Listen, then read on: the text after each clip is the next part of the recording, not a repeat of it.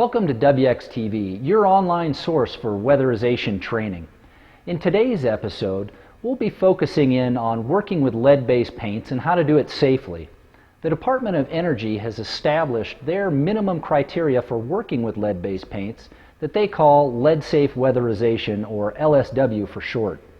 Now, EPA has followed up with their own rule called renovation, repair, and painting, or RRP for short. We want to examine the similarities between the two as well as the differences by working our way through the 12 steps that you need to take to work safely with lead-based paints. Homes built prior to 1978 require special consideration by weatherization crews. Before that, lead was used in paint for all surfaces of the home. It improved durability, corrosion and mold resistance, and enhanced the color of paint. The older the house, the more likely that lead will be found.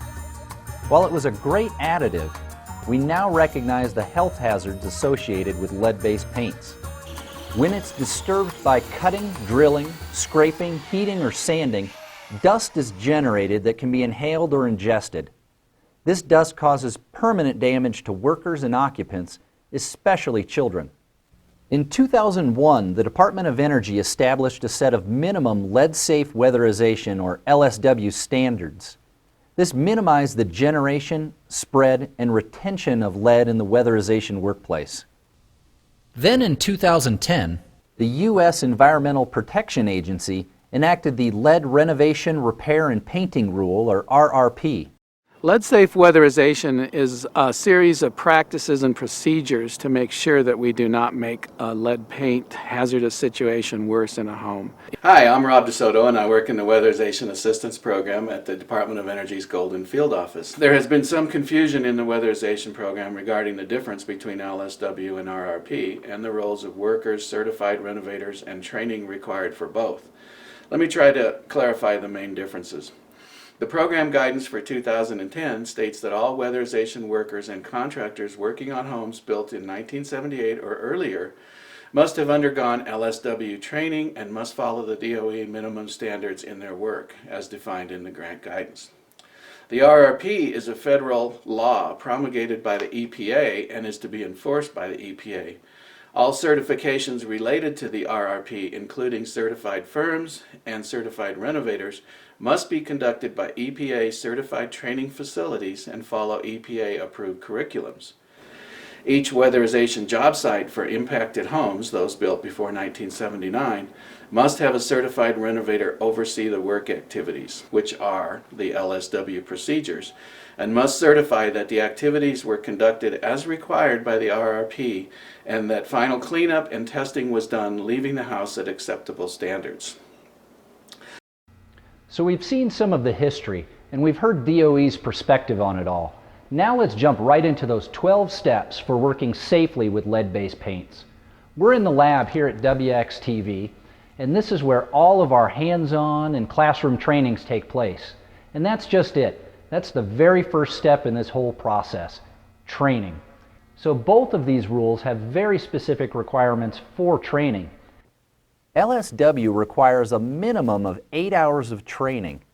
Now RRP, the EPA rule, also requires a minimum of 8 hours of training, 2 of which must be in a hands-on setting, going through 12 specific skill sets. So a lot of similarities there, just a few differences for that first step of training. Step 2 is determining the age of the property. Now this is pretty easy to do. You can usually just take a look at building records and find out the year that the property was built.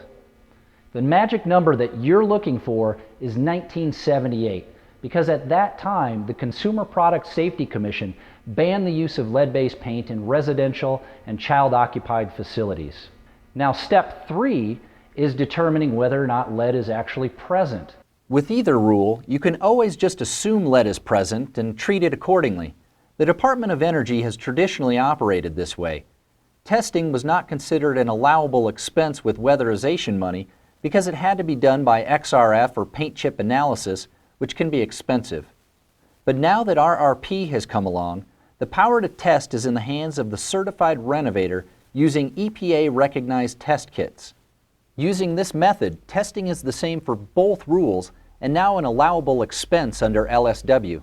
It's done with a test swab that looks like this. All swabs must be approved by EPA prior to use. This one here is a lead check swab by HyberVet Systems. Let's take a look. If you open up the inside, you'll notice that there's a liquid component, and over here there's a powder. Your job as the certified renovator prior to testing is to mix those two up. And you do that by simply crushing the two ends. Flipping it up and shaking it for 30 seconds to a minute. Now we'll kind of skip a few of those seconds and take a look inside. You'll note that bright orange color. What you're looking for is a change in color indicating that lead is present. So as you swab your surface, if this remains orange, there's no lead there and you can go about business as usual. But if it turns from this orange color to a red, you know that lead is present and you need to invoke lead-safe work practices. For testing, you want to make sure that you're testing all of the components that will be disturbed during the renovation process. So in this case, we're going to replace the inside of this window, just doing a retrofit. So we won't be disturbing the trim that's going around the window, just the interior here. But that's important to note.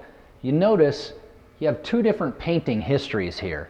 If you are going to be disturbing additional components, you want to make sure that you're testing all of those components that have a different painting history. So let's check it out. We've got some plastic on the floor, and what I like to do is, just before testing, take a little plastic bag and put it under the piece that we're gonna check out here.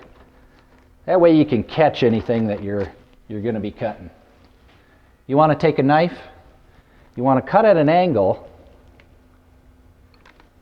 That way you're exposing as many different layers of paint as are on there. And you want to cut this out.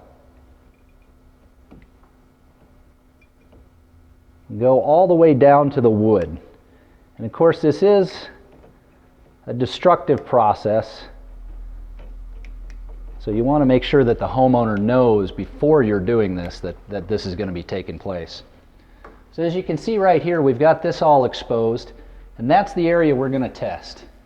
So we've got our testing swab. You're going to want to squeeze some out. You can see a little bit coming out there.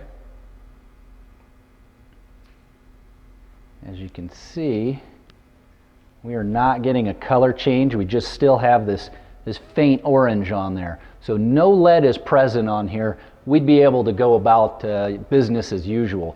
But what we want to do is make sure that this is actually working. So when you order these, you actually get a little card here. And this card does contain lead. So what you're going to do is test to make sure your test swab is working. As we rub it on one of these circles here, you can see that you're getting a faint red color. Sometimes it's a little darker than that, but clearly it's red.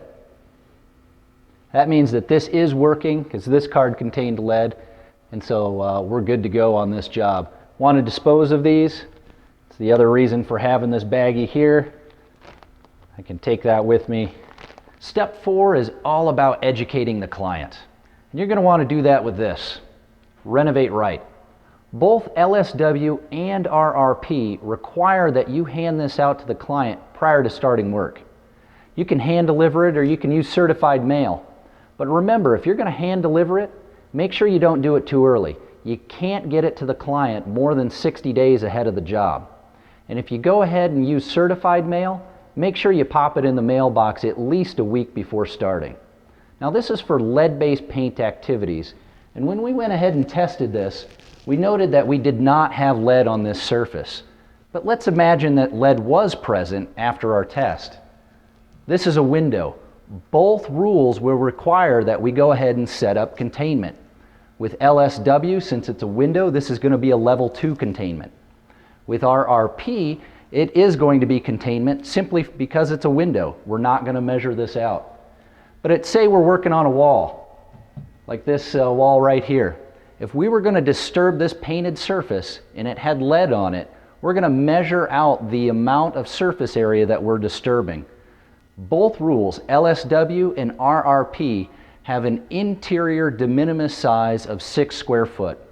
So for LSW, for instance, if we're below 6 square foot of disturbed area, we're going to treat that in most cases as a level 1 containment, putting plastic on the floor. Now that may change if we're using different tools like power tools and such. We may bump that up to a level 2. It's really just a guideline. With our RP, that de minimis size of 6 square foot, if we're over it, we treat it as a lead-based paint activity and set up containment. If we're under it, technically we don't have to treat it as lead. Exterior, if you're going to lift some siding or drill some holes to blow these walls, you want to look for 20 square foot or less exterior. If it's less than that, you don't have to treat it as a lead site according to the RRP rule. More than that, of course, you do have to set up containment. For LSW, again, level 1, level 2, you pretty much are always putting up containment under those DOE rules. Step 5 is placing signs and barriers. A barrier might be simple tape, like this caution tape here. Signs need to read caution, lead renovation work, do not enter, no eating, drinking, smoking, things like that. You want to have these in the language of the folks who are going to be reading them. So you don't want anyone walking into your work site. While our RP does not have a specific setback for signs and barriers, LSW requires 5 feet when possible. And 20 feet out from your work site on an exterior setup.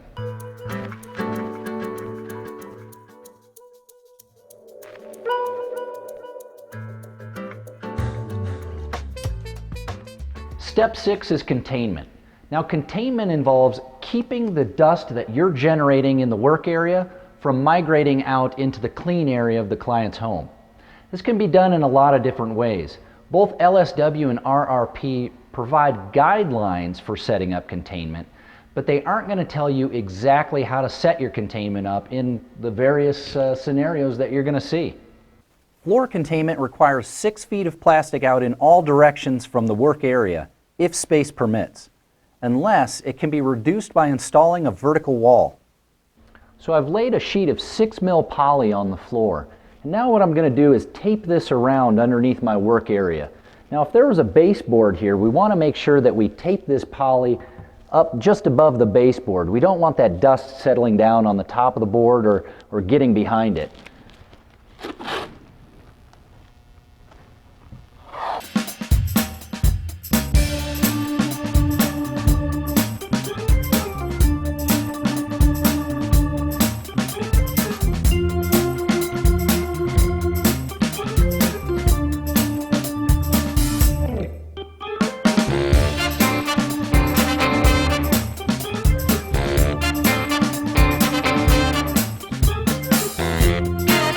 Now that we've got our floor plastic in place, we want to make sure we move out anything we haven't already taken out of the area. Don't want this to get dirty.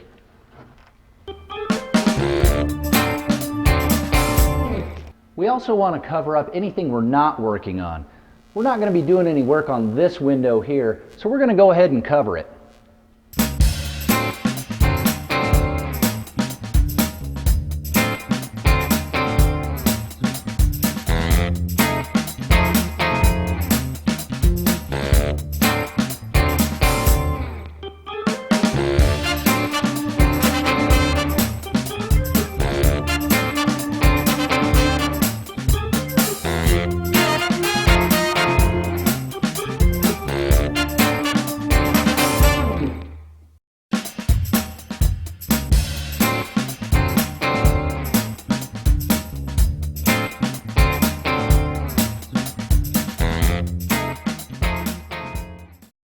As you can see, we're treating this like a full containment, a level 2 or a full RRP containment.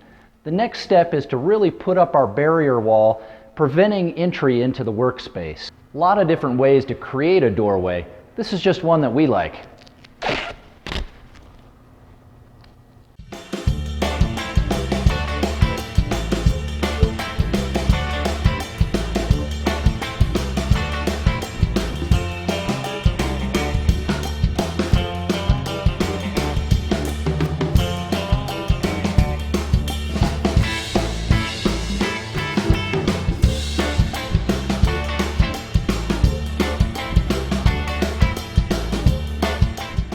What I've done is created an eye to reinforce the cuts that we're going to make in just a second.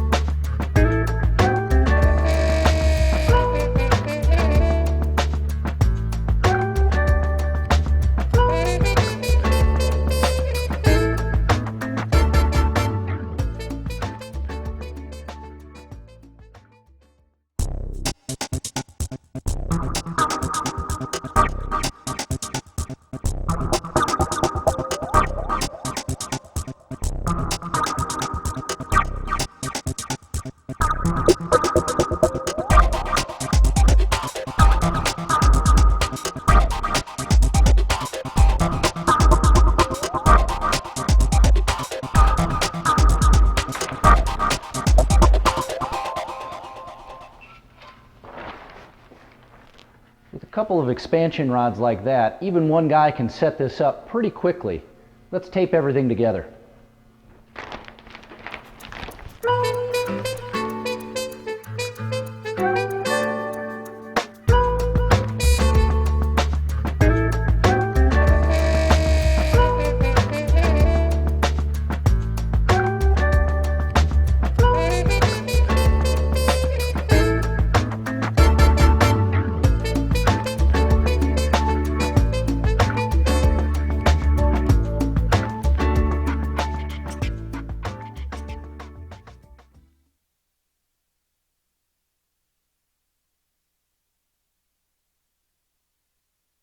Couple of things to note about our doorway. If you'll take a look at the bottom here, we've integrated our doorway plastic with the floor plastic. We've gone ahead and left a gap on the bottom of our eye door up 4 to 6 inches to make sure any debris that's coming through here isn't going to just hop right on out. We've also added a flap. This flap needs to be weighted down at the bottom so it's hanging free, and any debris made in this area is going to hit against it. This is one of our innovations. We like to showcase other folks, but this one right here is just a simple piece of PVC that we use as a reusable weight for the bottom of our door flaps. It's easy to clean, nice and smooth. And to weight it down, we just have a piece of rebar in there. Couple of caps on the end, and you got yourself a nice weight that you can use time and time again.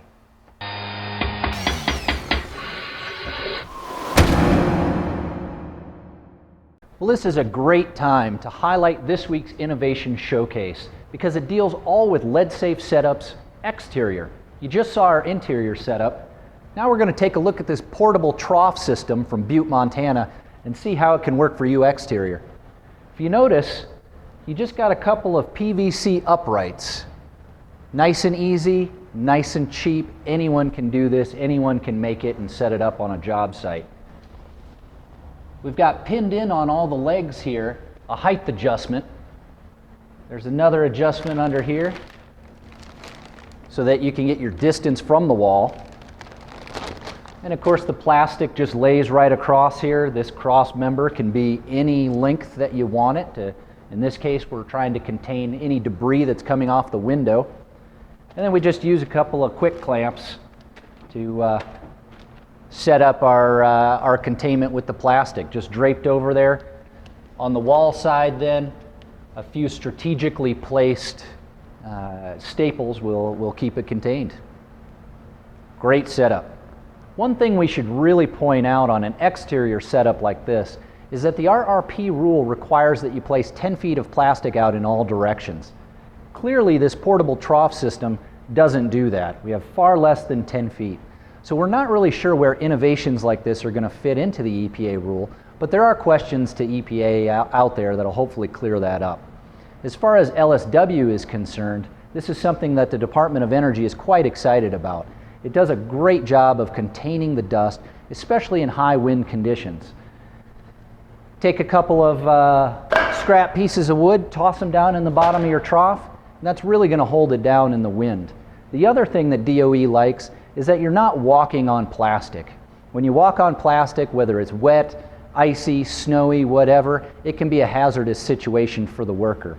So this gives you enough room to work on this window, in this case, for instance, and it's collecting the dust and still being a safe environment.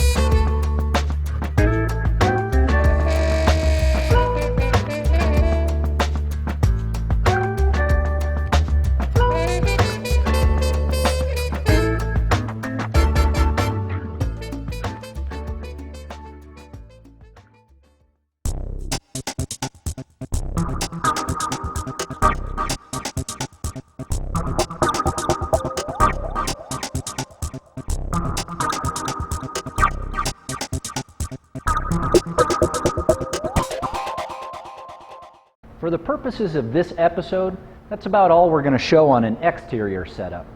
Now let's hop back in and see if we have anything left to do on our interior setup. We're fully contained. Let's get to work on this retrofit.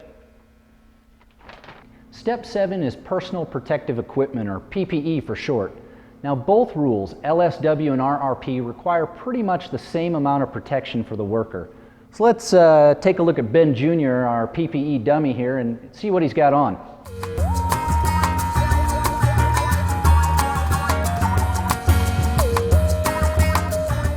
If you notice right on top, he's got something covering up his head. You want to make sure that you have either a painter's cap or a hood attached to your suit so you can prevent any lead-based paint dust from getting in your hair and you taking it home to your family. Now for just showing you here, we do have a suit that has the hood attached, and personally I like these a bit better. If you take a look at Ben Jr.'s bunny suit here, he's got an open collar. Plenty of paint chips and dust can get down there into his street clothes. You don't want that, so if you're a little more safety conscious, maybe go with the hood attached on your bunny suit. Next, you'll notice some of the other obvious items here. He's got on a pair of safety glasses to keep things out of his eyes. He's got on a respirator. We're going to talk about that in depth in just a couple of moments. Of course, we mentioned the bunny suit. There are a lot of different brands on the market, some of varying durability. So you want to make sure you get one that holds up throughout your job. You want to get one that fits well. And as far as fitting goes, the bigger the better. These things are not a fashion statement. So you want to make sure you grab one that's big enough so you can move around and you're not ripping out the arms and so on. If we go down to the end of Ben Jr.'s arms here, we notice that he's also wearing a pair of disposable gloves. And of course, attaching that to the suit is just some duct tape. Nice idea there, very simple, easy to do. Following all the way down then, our PPE dummy has on a pair of booties, also attached much like you saw those gloves up above. Again, like the hood, you can get a suit that has the booties attached. Now, again, if you don't have that, you've got this duct tape on there. If you do, we still typically recommend throwing on a pair of those disposable booties over top because they can keep these from blowing out on the bottoms. So let's take a closer look at this respirator. Taking a look at respiratory protection, you'll note that there are a lot of different styles out there. Anywhere from a full face mask or even a hood, all the way down to this little disposable N95. Now, some of these are going to be acceptable for work with the RRP and LSW rules, and some are not. Let's start with LSW. This N95 disposable mask is not acceptable according to the LSW rule. The bare minimum that you need working under the DOE regulations for LSW is a half face mask, P100, N100, or R100. Now the 100 you'll note in all those means HEPA.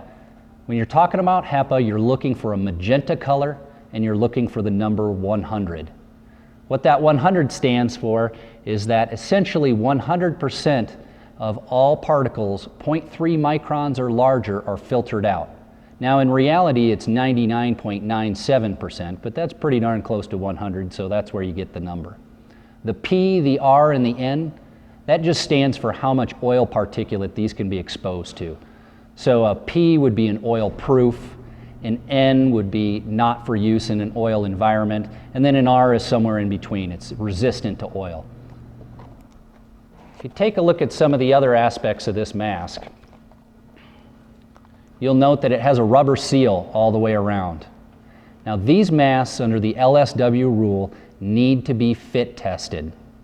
Fit testing involves first getting a medical release to make sure that the individual wearing it is healthy enough to wear that mask, and then moving on and going through the OSHA standards to determine that it does indeed fit properly. The first thing they look at is to make sure none of this seal is touching facial hair. Clearly, this is not the right mask for me. So if I wanted to wear a mask like this, I'm going to have to shave. Or again, I can go with a different style of mask that may be slightly more expensive, but still be in compliance with the rule.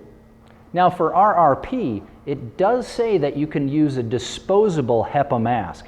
So it'd be a lot like this, but instead of N95 on there, it would either say N100, R100, or P100.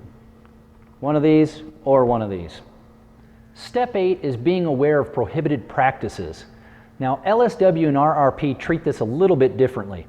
LSW does not specifically prohibit the use of certain tools, but it does recognize that some tools will create more dust than others. So you see some of these sitting in front of me here. If you're using a tool that does create dust, you want to make sure, according to LSW, to either add a shroud attached to a HEPA vac like you see here, very simple one, all the way to some very complex ones with this circular saw down on the end, collecting all that dust right at the source. But if you're not using a shroud attached to a HEPA vac, you can then bump up the level of containment. So you would bump up to a level 2 of full containment and treat it like that. With RRP, they actually say that certain power tools cannot be used without an attachment to a HEPA vac, meaning a shroud and a HEPA vac setup. The other thing they say you can't use is heat. Basically using open flame torching to ease up paint or window glazing. Can't do that. So this is going to be out. And the other thing is that you cannot use things like power sanders, power planers, power grinders, needle guns, and abrasive blasters without having them hooked up to a HEPA vac. When we say HEPA vac, we're being very specific. Now here's a lot of different HEPA vacs that we have here on this table. There's plenty more out on the market. All kinds of sizes, shapes, Some of them, like this one, you can wear as a fanny pack. Others are going to roll on wheels. Some are just for dry use, some are for wet and dry. You'll need to find one that works for your specific application. It is not a shop vac. Now, even if the shop vac says HEPA on it, meaning it has a HEPA filter in it, it does not meet the requirements under the rule. The rule states that it needs to be an actual HEPA vac, meaning that all of the exhaust is filtered by that HEPA filter. If you open up one of these, you can see that there's plenty of spots around here for air to escape. We've all turned on our shop vacs before and seen the particles in the sunlight that shoot out the back of them. You don't want that to happen when you're working with lead-based paint dust. Let's open up a HEPA vac now. The first thing you'll notice about a HEPA vac, aside from the obvious price differences, is that all of the pieces fit very tightly. Everything is gasketed. Now we can open this one up because we haven't used it ever on lead-based paints. If you have used it on lead-based paints, all of this needs to be done at your facility, not at the client's home, but at your facility and inside an enclosed bag. So you'll be working like that. You notice that there's a couple of different filters, and I've left a lot of the debris on these just so you can see how much it's picking up. The first one is a large particulate filter. These are inexpensive and are designed to do just that, to grab all the large particles coming into your vacuum. So you can protect the secondary filter. In this case, this is a secondary filter. Looks a lot like the air filter on a small car like a Honda Civic. And then if you look on the inside, you'll notice that there is a HEPA filter. This is the final step of filtration before that air leaves the vacuum. Let's close this back up and hop back into containment for step 9. Step 9 is the cleanup and tear down. Both rules go about it pretty much the same way. The first thing you want to do is go ahead and take your HEPA vac, and you're going to vacuum high to low.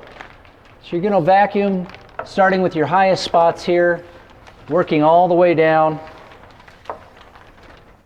onto your floor plastic, and you're going to work your way out of the room. A couple things to note about the HEPA vac. First thing you'll note is that I'm using a nice wide wand here. If you've ever tried vacuuming plastic before, you'll realize why I'm using one like this. Really lets a lot of air displace across this wand, so you're not sucking up little chunks of plastic as you're going. And that's the other thing. That's one of the reasons why we have recommendations for 4 mil plastic on the walls. It's a lot easier to vacuum. The other thing you'll see is on the HEPA vac, I've placed poly all around the hose. Now, any tool that comes into your containment needs to be cleaned before it leaves containment. And it's pretty darn hard to clean up between all those crevices on a HEPA vac hose. So we like to cut a strip of poly about that wide, long, run it all the way down the length of your hose, and just secure it along that seam with a piece of duct tape.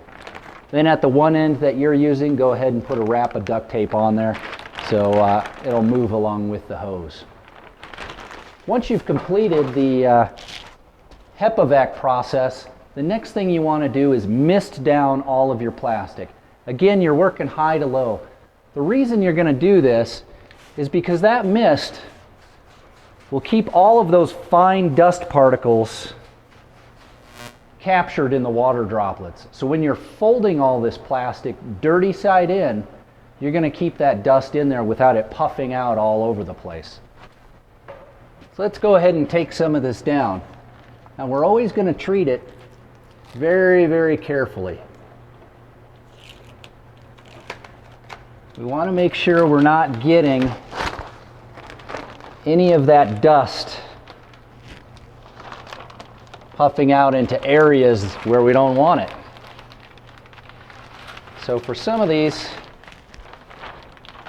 you're treating it like you're folding your best linens. We'll kind of drop this down here onto our floor plastic. And you see we've tried to keep it dirty side in. And we've tried to be pretty careful during the whole process. So once we've got our vertical walls down, or anything covering up vertical spaces, we'll go ahead and take out the floor plastic as well, going through those same motions.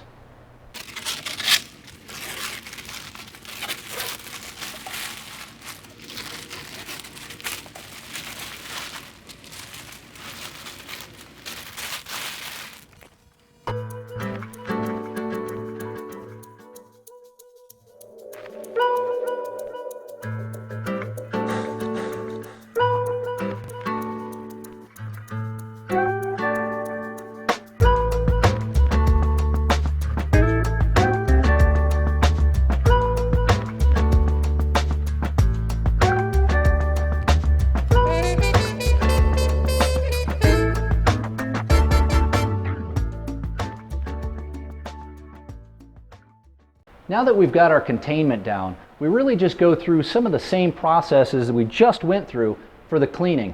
We're going to take our HEPA vac and we're going to vacuum high to low, working our way out of the room. And then we're going to go ahead and work on the wet cleaning process. And that's really two steps. The first is any vertical surfaces should be wet wiped. You can use disposable wet wipes for this and go ahead and put them in your trash. For the floor, you want to use a 2-bucket mop system. So we have one right here.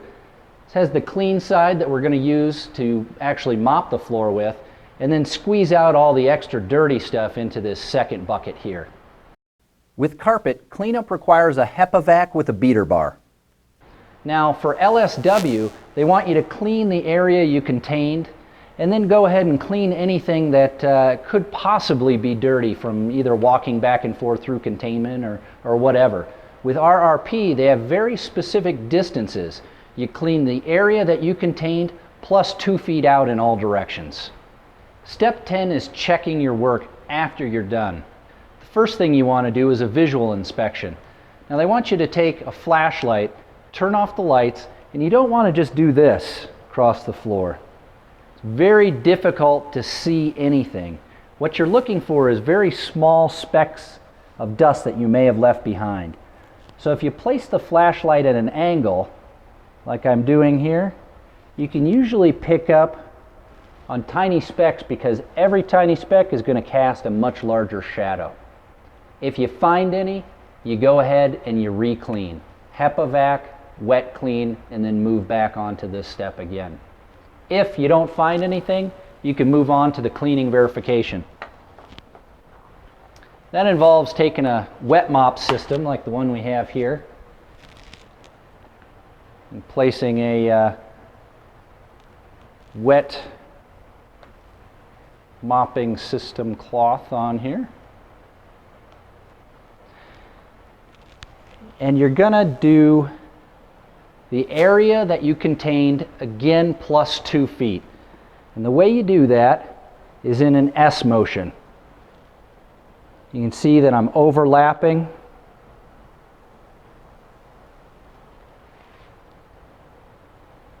And how much you're going to do depends on how much you've contained.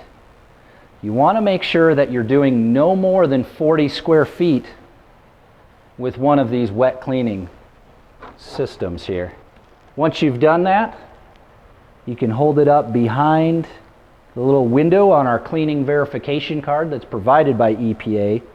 And if it's somewhere between how clean this first one is and how dirty the second one is, you've passed. If, like I'd say the case is with this one, if it's dirtier than this second one there, you have to go ahead and go through the cleaning process again and then do another cleaning verification. If you pass on that second one, you're good to go and you can check off that this is indeed clean. If, however, you failed on the second one, this means that you've cleaned once, you've done a cleaning verification once, you've cleaned a second time and done a cleaning verification a second time. There may be something going on with the floor substrate itself. And so what EPA wants you to do is to let it dry for 1 hour and then go ahead and wipe it down with a dry electrostatically charged cloth.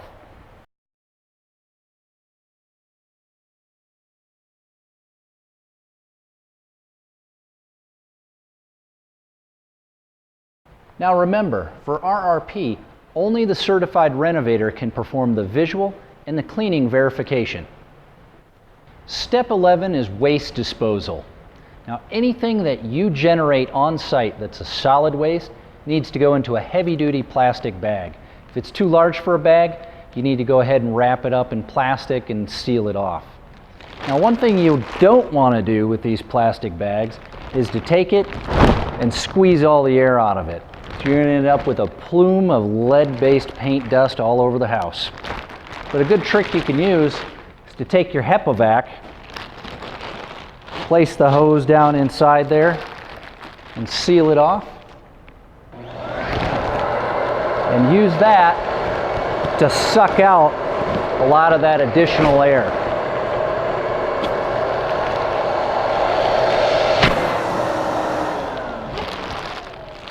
Once you have gotten all of that, you want to go ahead and gooseneck it. So you start by twisting it like this. Once you've got it twisted, you want to take a wrap of duct tape around that. You're then going to gooseneck it. It gets its name from that bend, just like you see there. A couple of twists again, and another bit of duct tape.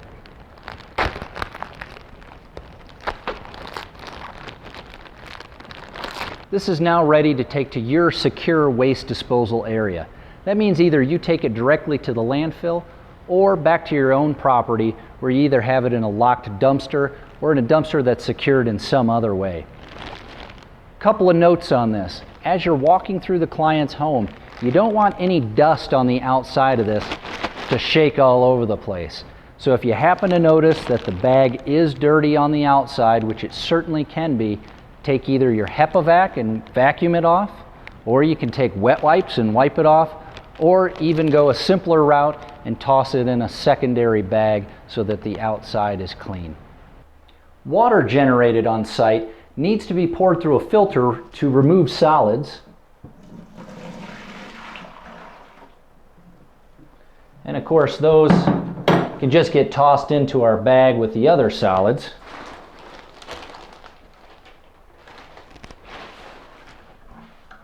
And then that water can be dumped down the toilet.